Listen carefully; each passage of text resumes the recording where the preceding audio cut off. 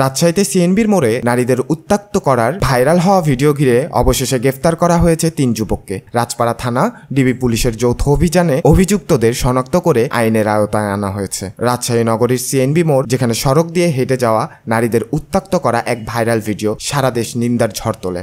ভিডিওতে দেখা যায় কয়েকজন যুবক রাস্তায় চলাচলরত নারীদের উত্ত্যক্ত করেছে। ঘটনাটি ধারণ করে তাদের এক সহযোগী এবং সেটি ফেসবুকে পোস্ট করার পর মুহূর্তেই তা ভাইরাল হয়ে পড়ে। ঘটনার গুরুত্ব অনুধাবন করে আরএমপি কমিশনার মোহাম্মদ আবু সুফিয়ান দ্রুত ব্যবস্থা গ্রহণের নির্দেশন দেন। আরএমপি অফিসিয়াল পেজ থেকেও অভিযুক্তদের শনাক্ত করতে জনসাধারণের সহায়তা চাওয়া হয়। পুলিশের একাধিক টিম নামে অভিযানে আজ ২৪শে এপ্রিল দুপুরে গোপন সংবাদের ভিত্তিতে কাশিয়াডাঙ্গা ম্যাচ ফ্যাক্টরি এলাকা থেকে গ্রেফতার করা হয় মোহাম্মদ জুবায়ের হোসেন রাকিব, মোহাম্মদ সবুজ, মোহাম্মদ রাজু।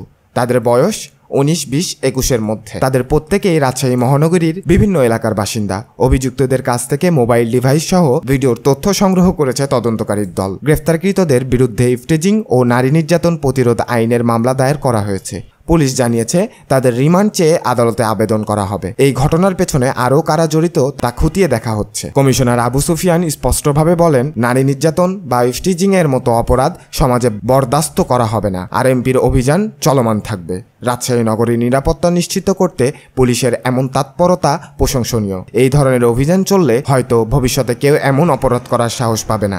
জিবিসি বাংলা আপনার সঙ্গে আছে সত্য ও ন্যায়ের পথে। রাজশাহীর যে কোনো স্থানে, যে কোনো জায়গায় যদি কোনো অন্যায় হয়, অন্যায়ের বিরুদ্ধে আছে জিবিসি বাংলা। আপনারা যদি অন্যায় হতে দেখেন তাহলে অবশ্যই জিবিসি বাংলার অফিসিয়াল ফেসবুক পেজে জানাতে পারেন, অথবা ইউটিউব চ্যানেলে জানাতে পারেন, অথবা আমাদের ওয়েবসাইটে আপনারা জানাতে পারেন। ভালো থাকবেন, সুস্থ থাকবেন। আল্লাহ হাফেজ।